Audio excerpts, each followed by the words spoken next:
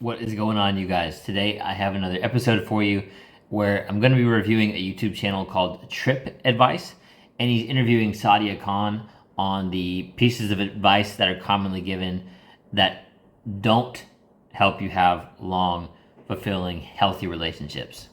Let's get into it. What pieces of advice have you heard that would go against having a long, happy relationship? The number one piece of advice that I think is completely counterproductive to a long-lasting relationship is the whole playing it cool. And, it's not about playing it cool, it's about being cool. Playing it cool is like mirroring. If she takes long to text, you take long to text back. If she wants to go to the club, you go to the club. If she's adding girls, like adding guys, you're like it. All of this kind of protest behavior, behaving like you're in a chess game. But the reality is, to have a long-lasting relationship, you have to communicate your actual standards. So if you're playing games, you're going to attract a woman that also plays games, and you're both going to be speaking the same toxic language. And eventually it's going to wear down. Whereas if you effectively communicate your standards, and your standards happen to be high value, that's more effective in creating a long-lasting relationship. So I would say the whole playing lots of games, it might work in the short term, but in the long run, you're both going to wear each other down. Okay, so what would be? Yeah, I totally agree with that. I mean, there's a lot of advice on the internet that people say to do exactly that, like reciprocate or reflect their behavior back, right? And it's like guys saying like, "Oh, she took 30 minutes to respond, so you should take 30 minutes, or you should take an hour," right? And it's like faking being busy rather than actually being busy, right?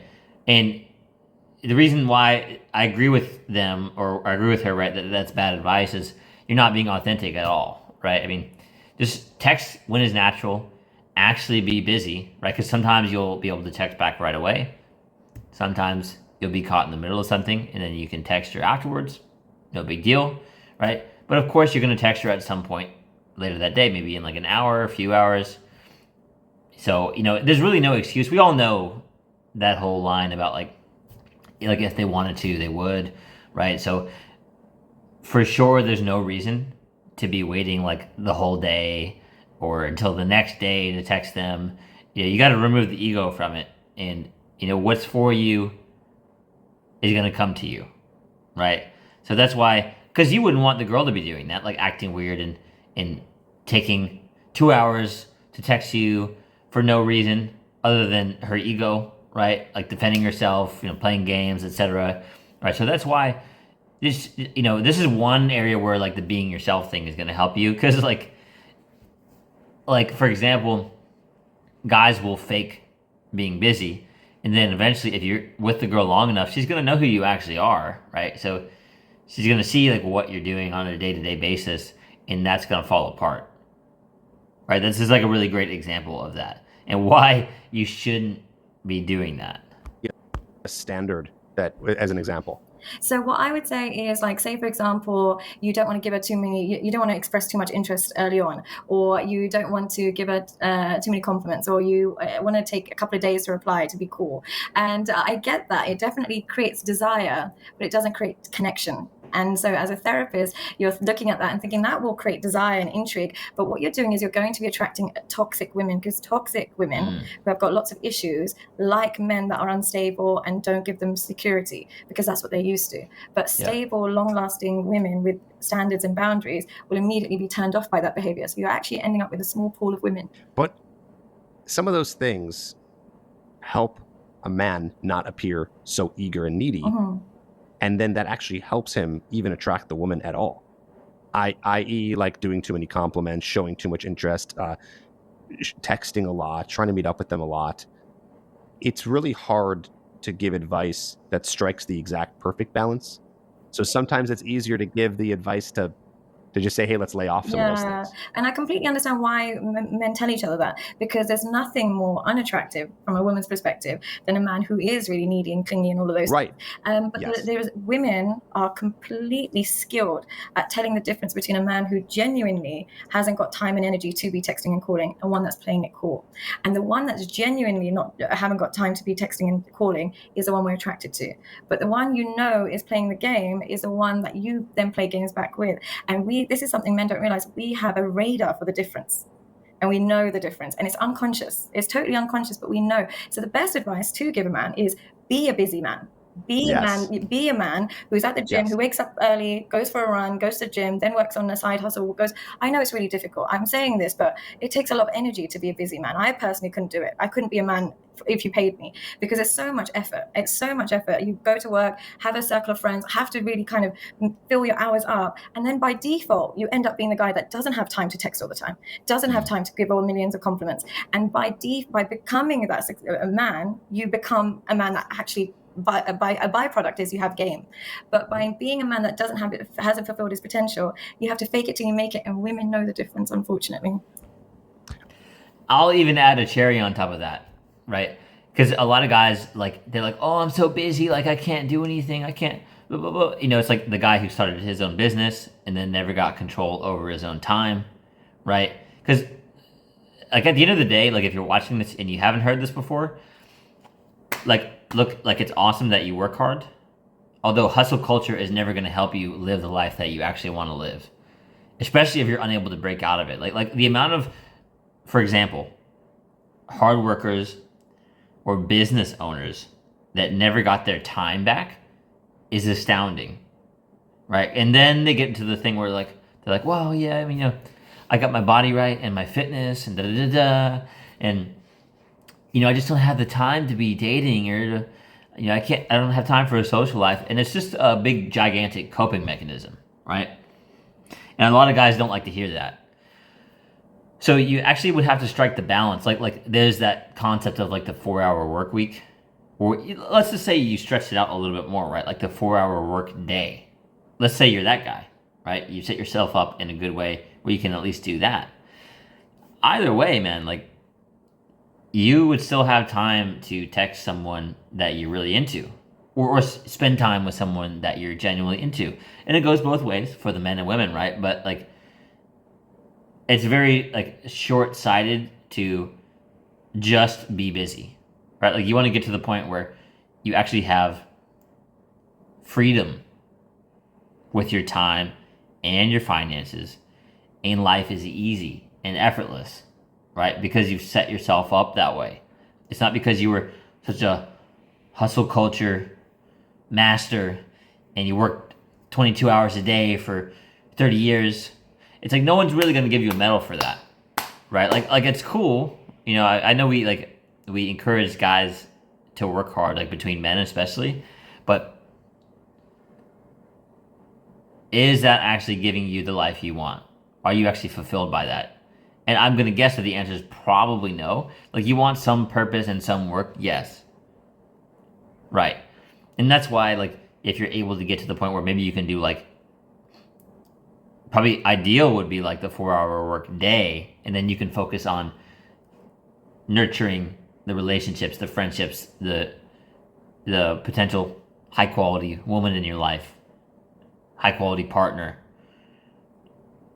nourishing your creative side, right? All these different little aspects, because life is about so much more than working until you're 60, 70, retiring, and then not being able to do what you could have done when you were younger because your health is not optimal, or you waited so long to start doing the things that you wanted to do when you were young, right? Or maybe you could take care of yourself too, right? Like take care of your health so that you can still do some of those things when you're older. But are you really gonna put your life on hold for all these things? I know that was a bit of a tangent on a dating video, but I think you all can probably resonate with that. Are you actually living that life that you want to live? Are you actually fulfilled by being, oh, I'm so busy all the time, oh, I can't? Is that really helping you? Is that serving you? Or do you think you could find a way to make it so you're not so busy all the time and you could actually enjoy your life a little bit? Because our default state is joy and happiness. It's not all the validation from other people. Oh, look at this, how hard I worked. Look at how much I achieved. It's that's cool, right? Are you happy with your life? It doesn't matter what other people think. You can care about other people, but not what they think. That's a good thing to remember.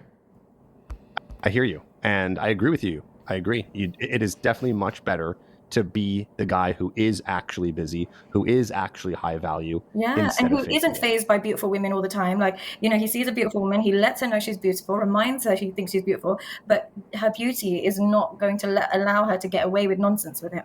And you have to become that man, because a lot of men, when they are used to it, they allow a woman's looks to lead to disrespect. They take a lot more.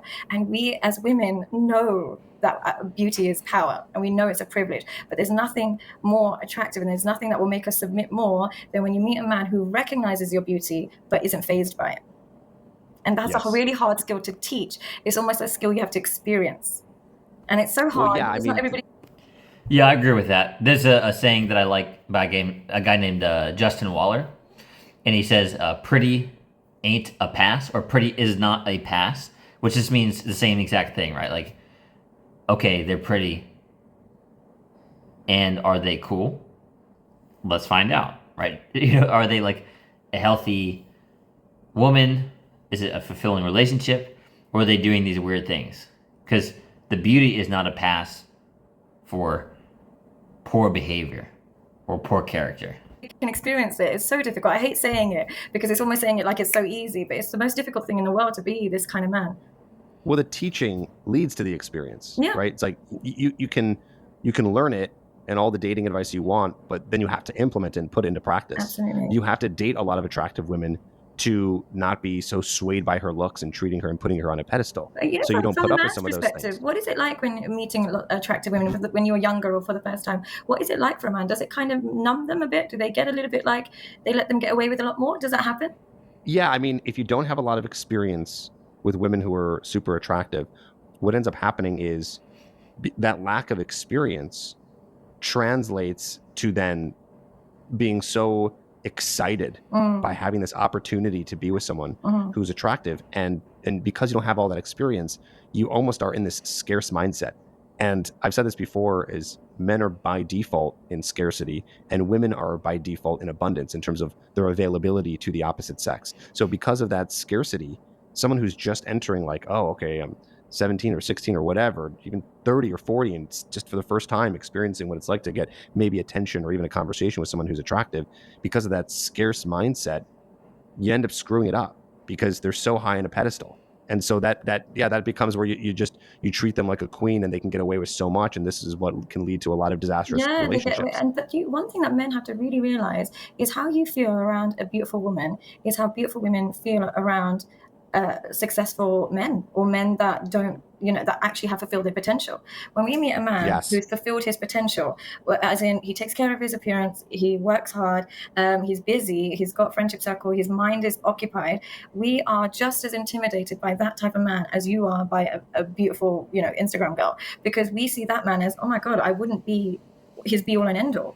He's got so much going on in his life. Wow. Like, okay, I need to come correct. And it's the exact same thing. We have the exact same level of intimidation by those men as men do with beautiful women. You just got to remember that. Whereas we really remember that our beauty will intimidate you. So we work on that. Men don't always remember that their value and their success intimidates us in the same way. And they forget that. And they focus a lot on how they communicate with us. But really, when you meet a man who's a CEO or successful or, doing really well, he doesn't even have to talk. We're already attracted, because he is the prize, not how he talks to us and not the game he spits. And it's similarly with beautiful women. She doesn't actually have to say a lot. She will just be who she is enough to intimidate. And it works both ways, but just in different dimensions. Yeah, I think that's a good point. I mean, a lot of guys, they sort of fall into that situation where they get nervous around a girl who's maybe more attractive to them, right? And that's usually from a lack of experience, a lack of exposure, right? Or maybe not feeling enough, maybe not having built their self-confidence over the years, not feeling like they're abundant already, even though they were born abundant, right? And they don't realize that, because of course they had that argument that they were talking about where, like, it's like, the girl and the man, like, they meet in the middle at a certain age when a man's been building himself up. And one thing I think a lot of guys forget, if they don't have, or if they don't recognize their confidence, is they'll like see a girl that they want to approach, or they'll be out on a date even with a girl that they're interested in, and they'll be thinking like, oh, I hope she likes me, or like, I hope this date is going well, rather than realizing that she's talking to you, she's showing interest whether you approached her or she's already out on the date with you, and you're questioning on whether she likes you or not. Realize how ridiculous that sounds. She's attracted to you. She's interested. She's already talking to you. She's already out with you. So let that go and start assuming the attraction. That puts you in a much more high vibration when you're talking with them. And I would really recommend that in general, right? Like when you're talking to people or women, right? Like, let's say that you approach them just being in that high vibration, assuming attraction, and if she's not interested, it doesn't bother you, right? It's like, hey, all good, take it as a compliment and enjoy the rest of your day.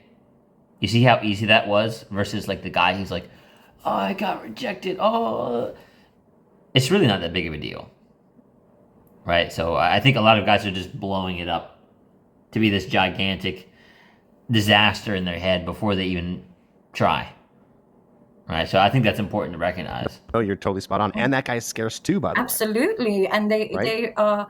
There's not a lot of like super high value men. No, but you know what? It's not as difficult as it sounds. All high value means, from a woman's perspective, is a man fulfilling his potential, mind, body, and soul, fulfilling his potential. It doesn't mean he has to be the richest guy in the world or he has to be the most handsome man in the world. He's doing his absolute best. That's what we are attracted to. Yes, and he can't. And he can't be a starving artist. Yeah, well, he can't be a starving artist. But then I would argue, is that him doing his best? Because what I would say is, say for example, he's an Uber driver. This is no disrespect, but say if he is an Uber driver and there's a cap of how much he can earn, I would argue, babe, are you doing your best in life? Is this your best? I don't think it is. I'm sure you've got other skills or avenues, or use your connections, take out a loan, invest, do your best, because this isn't your best. I'm sure everybody can tap into their best, and that's what high value essentially means. If you're not that educated, you're not that skilled, your best might be you take up double shifts, 3 shifts of Uber driving, but you're doing your best, and that's attractive. It won't necessarily get you the top range women, but you will definitely get respect from your woman, whoever she is. Well said. Well said. Okay, I want to. That's awesome, and I want to kind of dive back into something we said a little bit earlier because I'm curious. Okay, so you're a therapist. Yes. You work with men and women. Yes. Yeah. Okay. You said something earlier about you feel that men have it really hard. Oh, incredibly. Okay, so I'm curious, if you had to say, who has it harder, men or women, based on, of course, your personal experiences being a female, but also the fact that you talk to men and women on their deepest, darkest I don't even have to situations. think about it. It's men by a mile. In every arena. You truly believe that? In every arena of life, they have it harder. Because tell me why. Because we can become damsels in distress. We have that get out jail free card where I can tomorrow be unemployed and there will be a man in my life at some point that will say, okay, you know what, Salvia, come on then, I'll look after you. Whether that's my dad, my brother, or my partner, somebody will save me. And majority of women, and they don't have to be beautiful, I'm just saying they can experience that. And one thing you'll find as a woman, the more of a damsel in distress you are, the more men actually want to look after you. They do more for you. A man can absolutely hate his job, hate his appearance, have terrible relationships with his family, and no one's coming. No one's saving him. Yeah. And it's this is such a crazy point, right? Because I've seen it before too, right? There was a girl that I knew who texted a guy that she was not dating because she couldn't afford rent that month. And the guy paid her rent for that month. And I think maybe another bill or two. Think about that. Because it illustrates the example that she's talking about. Like, you can be in that situation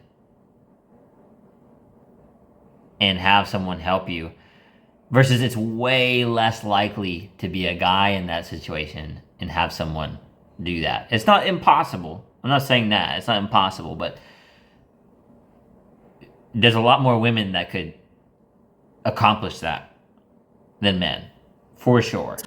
all up to him. Yeah, because one thing I've noticed is, for me personally, if I'm forcing myself out of bed in the morning to go to work, I'll just say, I don't like this job, I'm quitting. And then I think there's men out there who have that experience all day, every day, up until they're 70 years old, and think if they don't go to work, kids don't eat. And there's women that experience that too. But the pressure on a man is completely different. Yeah. And so I would say on a financial level, I wouldn't trade places with a man ever. In terms of like family issues as well, it's just like with women, when we go through something, we talk to a million people about it. We'll talk to our hairdressers, we'll talk to our friends, our family, any problem we have, we dissolve it through communication. With men, they absolve it, they internalize it until one day they have a breakdown. But it's internal. That I couldn't do if someone paid me. Like, I couldn't hold that in. And just in general, I just think like there's so much pressure on them. There's so much pressure on them to be, be something spectacular. Especially in this day and age, there's pressure on them to be spectacular. Whereas for women, all you have to do really is stay on top of your weight. Learn to cook really well. I know this is probably going to sound terrible, but really, if you really want a man to be with you, cook really well, keep on top of your body, and be presentable, and just learn not to be promiscuous. Don't be too promiscuous, and you can get it. And these are all reachable targets. But telling a man you have to be a CEO to get this girl, or you have to work these many hours to pay these bills, I personally couldn't do it. Yeah. And I think on top of that, just it's sort of implied, right? But like, being peaceful, being supportive, wanting to know about him, wanting to learn together, wanting to grow together, helping each other towards a common goal. Like, guys really value a lot of those things. You know, like her being able to help make life easier, and they could be like a super duo, right? Like, they like accomplish so much more because they're together. Right, I think that's like the underlying dream of a lot of guys. It's finding that kind of girl, rather than the one that's making it more difficult. Right. Of course, you have the other things, right, like the beauty and everything, and that's sort of like a given, right? Of course, like, you want to be attracted to your partner. These other things are important too, right? Like the maintenance, the continuing to learn and grow. Yeah, so I totally agree with what he's saying. Because you just said earlier that an Uber driver wasn't enough.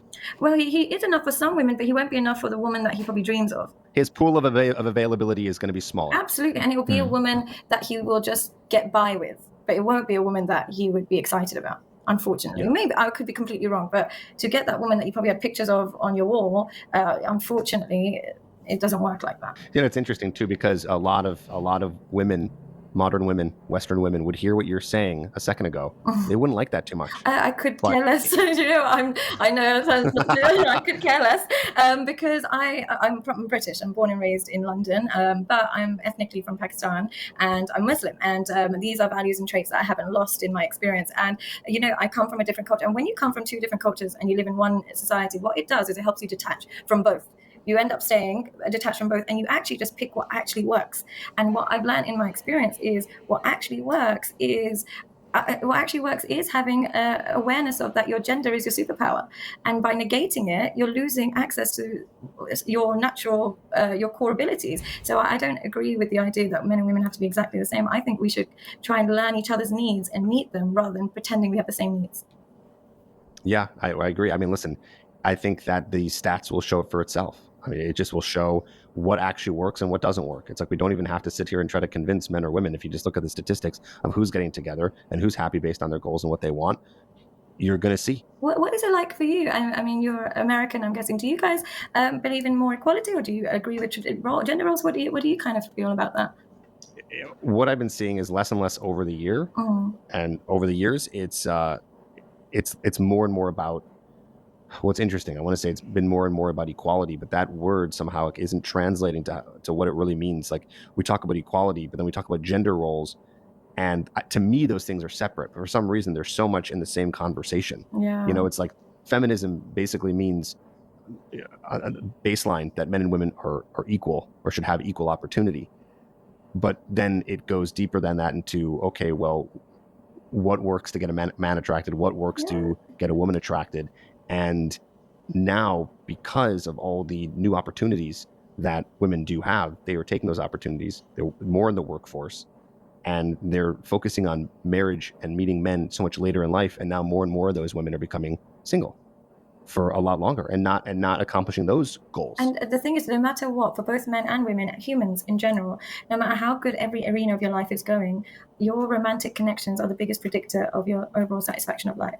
So delaying that or ruining that for the sake of your employers, who will not even come to your funeral, can I just add? They will not come to you. They don't care about you. Nope. And yet you're prioritizing them over the one person that is actually responsible for your happiness, which is your partner. And that's such a good point. I mean, you're for the most part, there's probably like the rare one, right? But for the most part, your employers will not come to your funeral, and they'll replace you like that. So, who do you think you should be investing more time in? Maybe more meaningful, fulfilling connections with friends, family, and a romantic partner, potentially. Right, so that's really good, and I also like that they brought up the thought that it's probably a bad idea to put that off too, right? Like especially like a woman working longer and putting that off, because one thing a guy, especially a lot of self-respecting guys, really don't like is being pressured and being on someone's timeline. And what I mean by that, you probably already know where I'm going with this, is their biological timeline. You know, when it's more healthy for them to have a baby. If they put it off and they've been climbing the corporate ladder or whatever, whatever. A guy does not want to be pressured, like, all right, like, I gotta have a baby soon. We better be in a relationship in 3-6 months, somewhere around there. Maybe move in together in like a year. Maybe a baby in like 2 or 3. What do you think? Right? Yeah.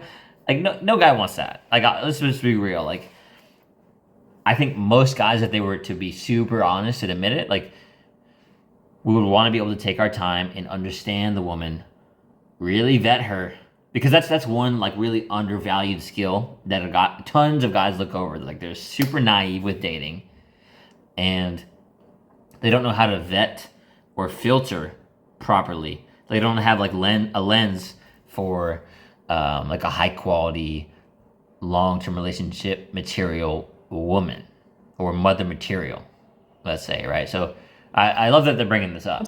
And it's relationships. Yeah, it's relationships, your connections. Your connections with people, women especially, they value connections. And you'll get to a certain age as a woman, like in your late 30s and so on and so forth, where the only question people ask you is, how are your kids and how's your partner?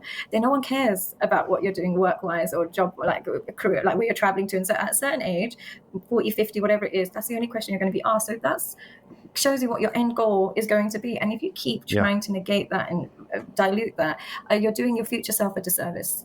And I mean this for men and women. I don't mean this just for men. I think women. I think men are also a little bit deluded into thinking they don't need relationships and they don't need marriages and stuff. But I promise you, it's a huge predictor of your mental health in the future. I wish it wasn't the case. I wish we could be independent, but we're not designed to be. These are all really good points.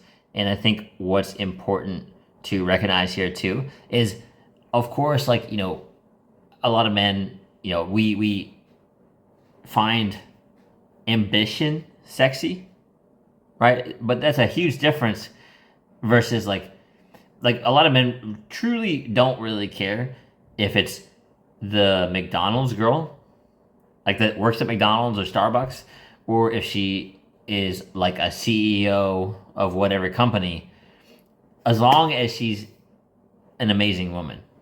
Right, and that means in all those senses, right? Like beautiful, takes care of her health, is, very knowledgeable, right? Like listens to, reads the right things, consumes good things. So she's like a very healthy-minded woman, and is open-minded. We can have healthy discourse with each other. You can not always necessarily agree or disagree on things, but still love each other anyways, right? You're able to just get through conversations without arguing. Again, supportive, fulfilling, easy, right? Anyways, guys, thank you guys for watching this far. And if you know someone who might find this message helpful, feel free to share it with them. And I actually just started opening up private consultations. If anyone's interested, I got a link in the description below. Outside of that, like, comment, subscribe, and I'll see you in the next one. You got this, bro.